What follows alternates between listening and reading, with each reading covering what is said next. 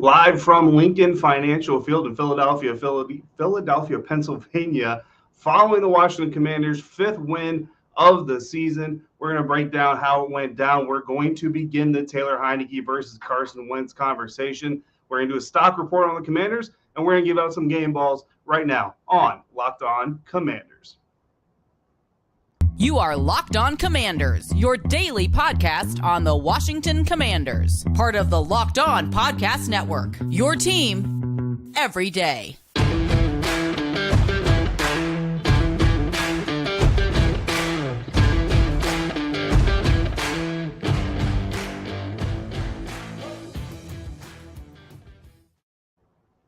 Welcome in, Commanders fans, to the Locked On Commanders podcast, part of the Locked On Podcast Network, your team every day. We are your daily podcast covering the Washington Commanders. We are free and available on all platforms, including YouTube and the WUSA 9 Plus app. You can find that on your Roku or Amazon Fire Stick. And of course, thank you for making us your first listen or your first view of the day. I'm David Harrison, writer for Sports Illustrated's FanNation Commander Country. My co-host Chris the Rooster Russell's not here, but make sure you check him out tomorrow morning with Pete Medhurst starting at 9 a.m. Eastern, live on the Team 980 or anytime on the Odyssey app. Of course, this episode is brought to you by Prize Picks. Prize Picks is daily fantasy made easy. Pick 2 to 5 players. You can win up to 10 times your money. Use the promo code LOCKEDON when you sign up to get a first deposit match up to $100. Again, this promo code LOCKEDON on Prize Picks. Thanks again for making us your first listener, your first view every single day. For those of you wondering why the audio is a little bit wonky, first and foremost, this thing right here is what makes all the audio sound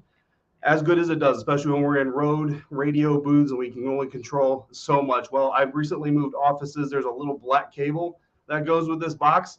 I do not have it. So that is why I'm not using my fancy microphone. Instead, I'm using my webcam microphone. Hopefully, you guys can hear me at least enough. But you know what? It's Victory Tuesday, so we can forgive each other some transgressions. Guys, we're going to dive right into the main story that everybody's going to be talking about after this game. That, of course, is Taylor Heinicke and the fact that, in my humble opinion, he has done enough to earn the starting job going into the game against the Houston Texans. And I want to kind of stay away from the phrase won the job because I feel like then it's kind of pitting Carson versus Taylor, right? And I want to make sure it's crystal clear that this is not a Carson versus Taylor scenario inside the locker room, inside the organization, as far as I can tell it.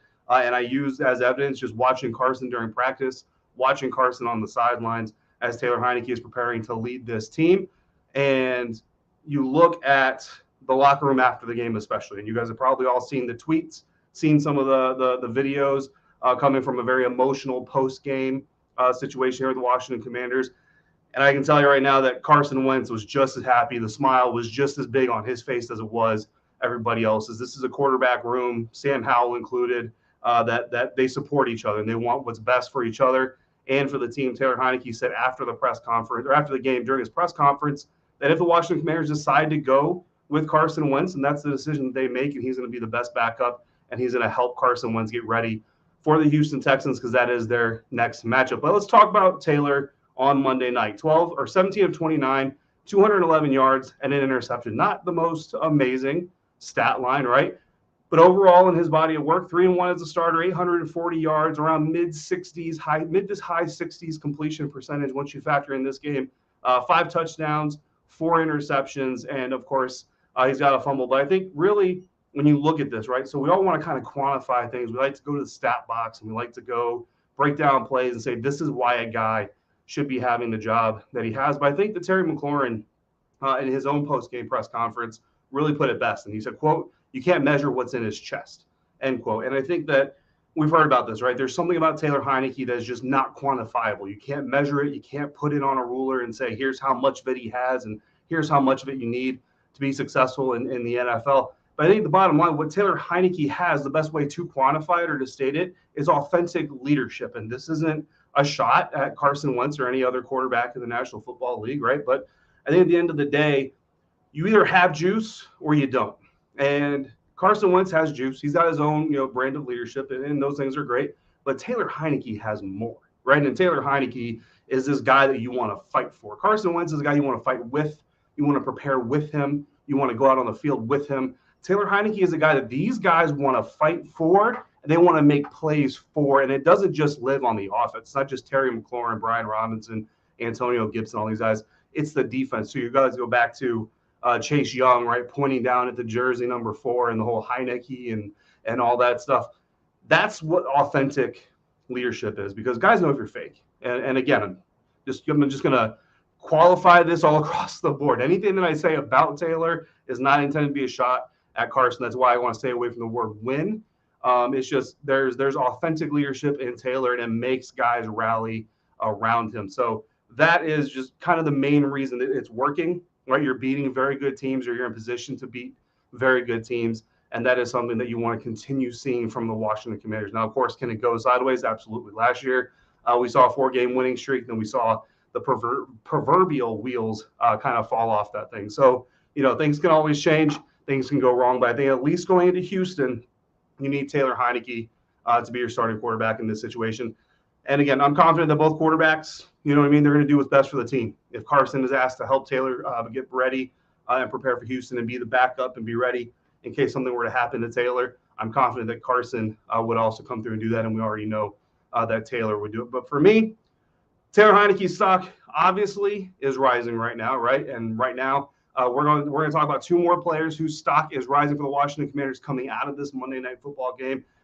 And unfortunately, we're also going to talk about 2 guys whose stock may be falling a little bit after this game. But first, we're going to talk about our friends over at Prize Picks. Prize Picks is a new fantasy game that you can play. You pick 2 to 5 players, and you pick whether or not they're going to get more or less than their Prize Picks projection. If you're correct, you can win up to 10 times your money on any given entry. No competing against other people. It's just you versus the projections, and you've got Major League Baseball, hockey, golf. Whenever all those sports are in season, you can pick from those as well. Plus, they have safe and fast withdrawals, currently operational in 30 states and Canada. So download the Prize Picks app or go to prizepicks.com. Sign up to play daily fantasy sports the way it was meant to be played. First-time users, you can get a 100% instant deposit match up to $100 by using the promo code LOCKEDON when you sign up. So if you deposit $100, they'll match you up to $100. So use that promo code LOCKEDON. Sign up for an instant deposit match up to $100.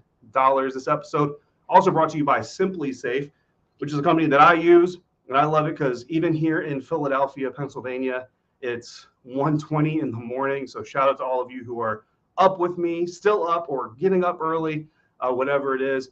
But if I want to check in on my family, they're all in bed. I can do that, though. I can pull up my phone, I can look at the HD cameras, and I can make sure that my house is safe, my property is secure, and that my family is not in need of any help. And right now, Locked On Commanders listeners, you can get 50% off of their Simply Safe security systems. This is their biggest offer of the year. You're not going to want to miss it. It's an emergency. They have 24/7 professional monitoring agents using the Fast Protect technology that they have exclusively for Simply Safe. They'll capture critical evidence and verify the threat is real so that you can get a priority police response. So don't miss your chance to save big on the only security system I recommend, because I use it for my own property and my own family. Get 50% off any new Simply Safe system at simplysafe.com/LockedOnNFL. Again, that is simplysafe.com/LockedOnNFL. There's no safe like Simply Safe.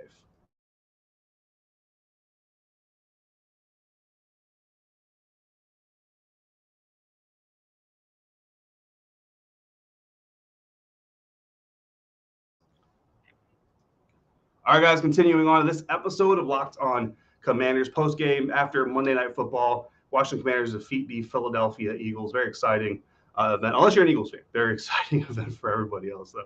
Thanks for making Locked On Commanders first listener, your first view of the day, and shout out to all you those in the live, literally going on 1:30 in the morning. So we are literally probably the first thing you were listening to or watching. So shout out to all of you for staying up or getting up with me here bright and early. For your second listen, make sure you check out Locked On Sports Today. From the biggest stories and the biggest games, go behind the scenes with experts that only Locked On can provide to you. Locked On Sports Today, available on this app, YouTube, or wherever you get your podcast. 2 Commanders whose stock is rising, 2 Commanders whose stock is falling. That is what we're going to talk about here. And obviously, I think Taylor Heineke's stock is rising. I don't know how all of you feel about it. Chris should be back and will be able to give his opinion. I think we all kind of know where Chris is going to go this way. If you have your own opinions, feel free to drop them into the comments as we go along. First guy that I'm going to put in my stock up list might kind of surprise some of you guys, because how can Terry McLaurin's stock go any further higher than it already is? 8 catches, 129 yards on Monday, but it's not really about this specific game as it is his entire season. This is a relatively new part of the segment that we're doing here, so I get to encompass kind of the entire season.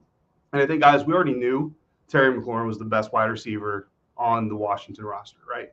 We already knew that Terry McLaurin was arguably the best receiver in the NFC East. The arrival of A.J. Brown probably challenges that just a little bit. But I mean, honestly, if I had to pick between the two, it's a very tough decision, to be honest with you. So any Eagles fans that are listening or watching this, calm down. I'm not throwing shade at A.J. Brown. But if I had to choose which one, I mean, Terry McLaurin, and again, you kind of go to the measurables, but you also go to the things you can't measure, the heart and the passion in a guy. And you can see how much Terry wants to continue the great tradition of Washington wide receivers.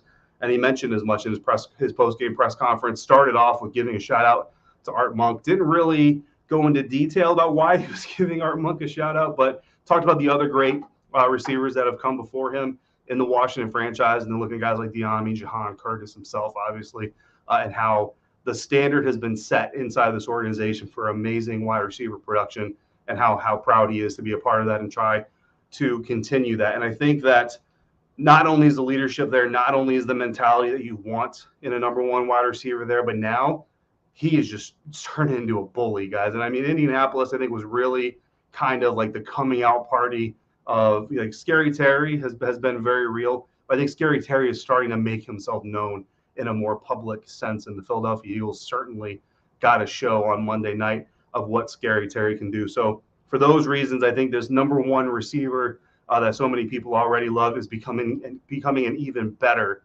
wide receiver.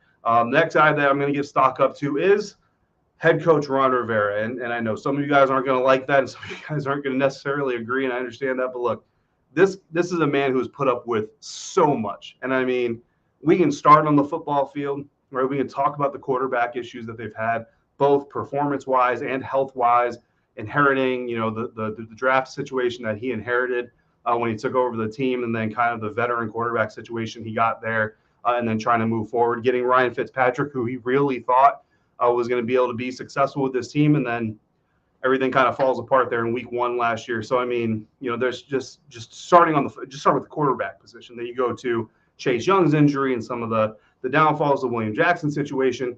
But then you go into everything he's dealing with off the field. And I've kind of made this statement over the last couple of years when some of you guys bring up, is Ron Rivera on the hot seat? Could he possibly get fired? And I always kind of go back to and say, being the head coach of this team specifically is just as much about the X's and O's as it is about taking care of the Jimmies and Joes, but it's also as much about taking care of the political message and just kind of absorbing all the heat rounds that, we all know he wasn't here to create all these problems. He's inheriting them as much as a lot of people are, but he is the forward-facing face of the franchise, and because of that, he gets a lot of those answers. I think he's done a pretty, he's not always had the greatest answers, but he's done a pretty good job, I think, for what he's been handed, as you can expect. And then you have the recent loss of his mother as well, and his ties to the military community. It's Salute to Service Month. That brings up a whole lot of familial things for him, so that he loses the matriarch of his family. And I mean, just a lot going on, along with the teams kind of struggling, losing some games they should have won.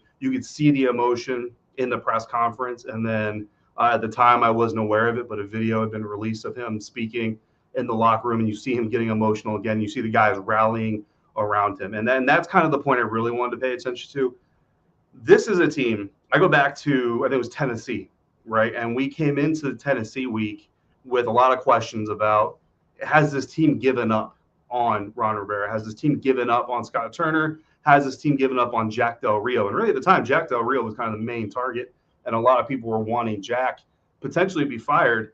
I think what you saw in those videos in the locker room, and what you saw from the players inside the locker room that we got to see, is you saw a unit. They're a team fighting for each other, and they're fighting for their coach, and they're fighting for what they believe that they are capable of. So if you ever had any thought that Ron Rivera didn't have the support of his locker room, those videos and those moments should have shown you that those thoughts are incorrect. So Ron Rivera, I give him stock up in this, because I think that you guys got a little bit of an inside look of really what's going on inside that locker room as far as football, the players and the coaches and everything. A very tight-knit unit for the most part. Stock down, unfortunately, I hate after a game like this, I really hate to go stock down, but look, it's stock up, stock down, so we got to do it. And neither of these guys did anything per se to deserve their stock down reports. I just want to make that abundantly clear before we get into this. But my first stock down guy is going to be Logan Thomas. And Logan Thomas, veteran tight end, obviously a staple of this team. Everybody loves him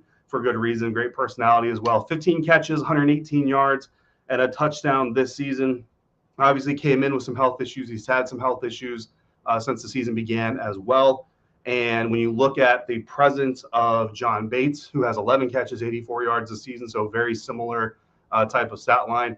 Armani Rogers is doing some really good things as an undrafted rookie. Cole Turner has certainly some potential and some ceiling to continue to reach. He had some early injury issues as well. And then you've got another tight end in Curtis Hodges out of Arizona State, another undrafted guy who Juan Castillo talked to us about at the end of this week leading up to this game, had a lot of potential and had done a lot of good things as well and saw a bright future in him. So you have 4 young tight ends on this Washington Commanders roster.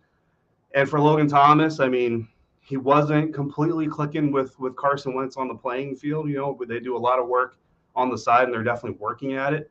Taylor Heineke, even as he's coming in, like this offense is really going to a very quick left and right type of offense.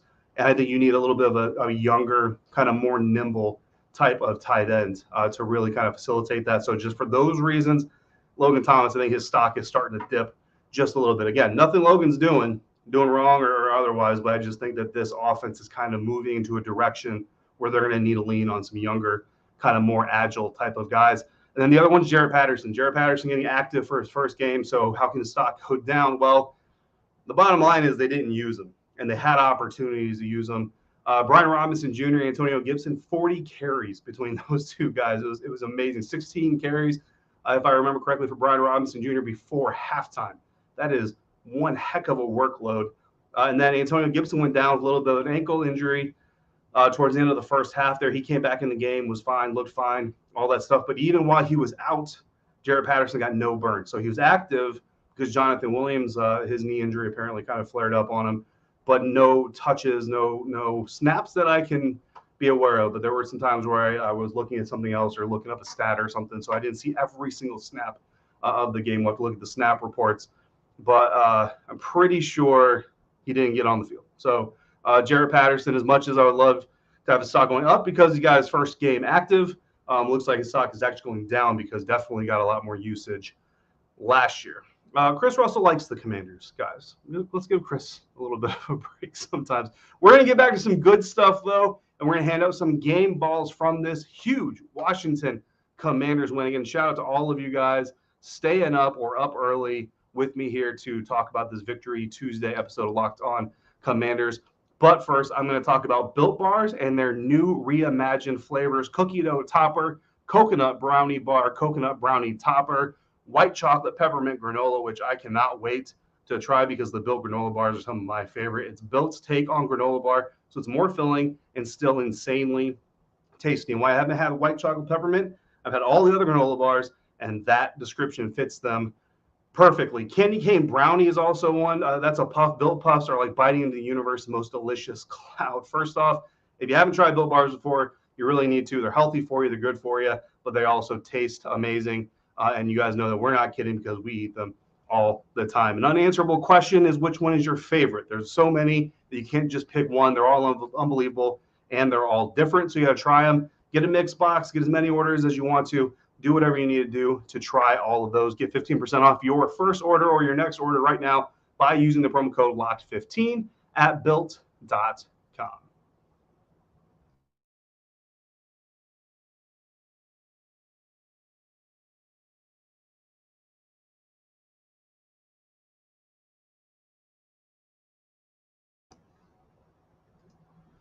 All right, guys, close out this Victory Tuesday episode of the Locked On Commanders podcast. Again, shout out to all of you joining us live. We got Steady Eddie in the chat. Armand, I'm not sure how you pronounce that, sir. The lead commander, giving Chris a little bit of jabbing, which is okay from time to time. Appreciate you guys too. Of course, we also appreciate all of you watching in post. Appreciate all of you guys listening in audio formats. Again, a little bit of equipment issue going on, so I'm using my webcam microphone, so please forgive the less than completely professional audio production, but the show must go on, as they like to say. The show did go on Monday night. Washington Commanders in Philadelphia taking care of business. Second time in 3 years that the Washington Commanders, that Washington has traveled to the state of Pennsylvania to face an undefeated team from Pennsylvania in the back half of the season.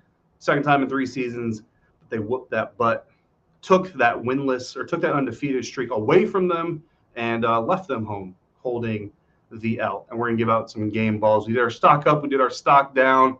My first game ball, again, we're doing this kind of hockey style, three stars of the night, 3, 2, 1. 1 being the most starific, third being, I guess, the least starific of the stars.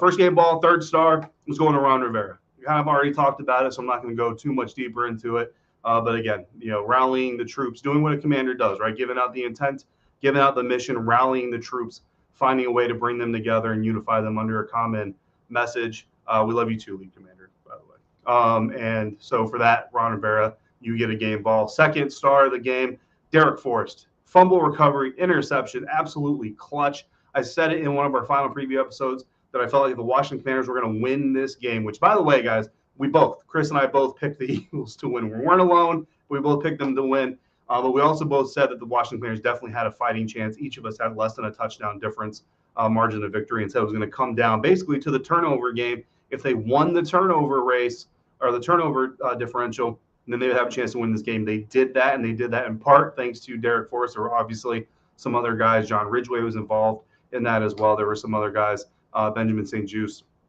stepping up in a big way as well. But second game ball goes to Derek Forrest. And look, talked to him after his game at the post-game press conference, and he mentioned preparation, and he praised his coaches, his teammates, everybody for being ready. He said they knew that everybody was counting them out, and they came out here to show them all, us all, that we were wrong about them. So, I mean, if you kind of think about it, we really kind of inspired the Commanders to win this game, right? So, I mean, you're welcome. Anyway, last game ball, first star of the game.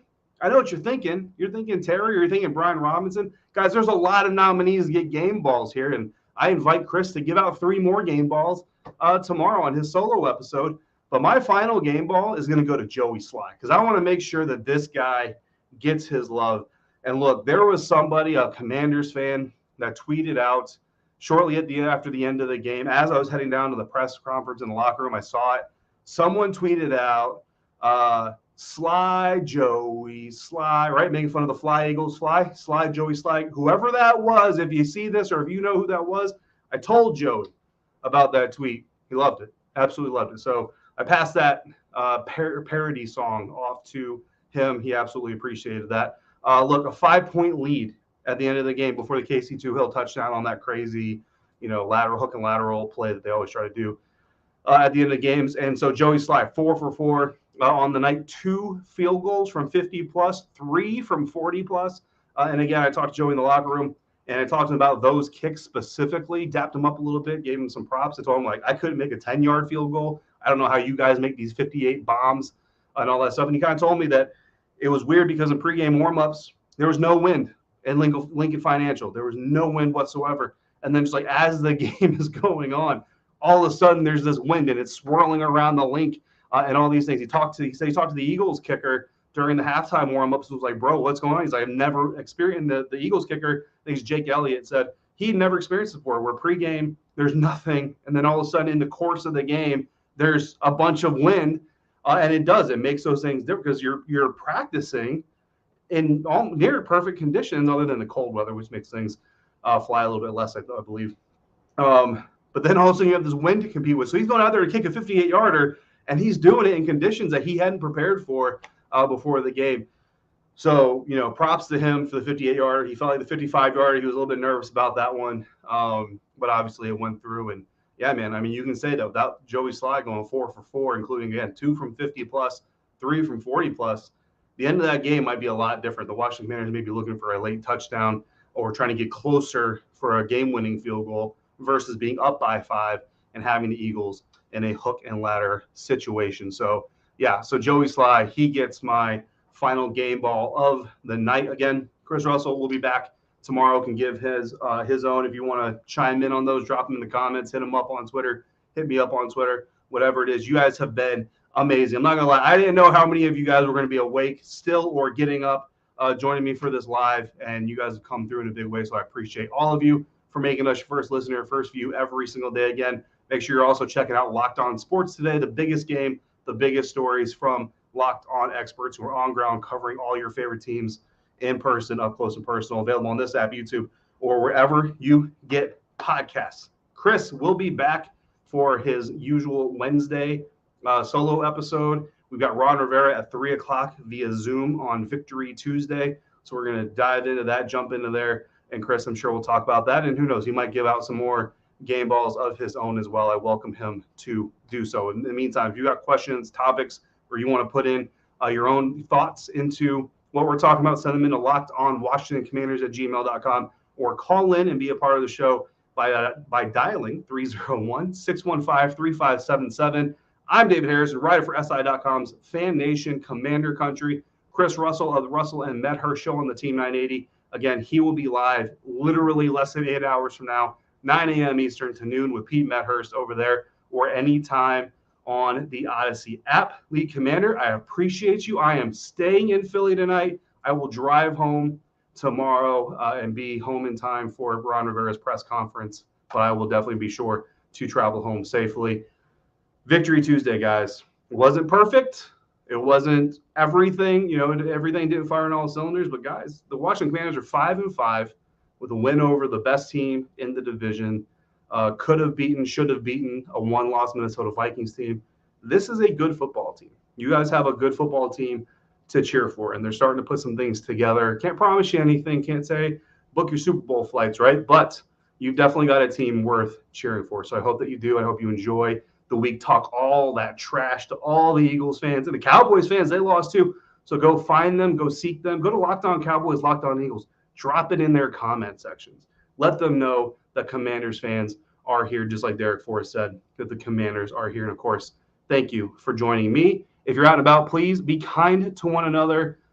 Be safe. As Chris would say, don't drive like a maniac. I will not drive like a maniac on my way out of Philly. And thank you for joining me right here on Locked On Commanders.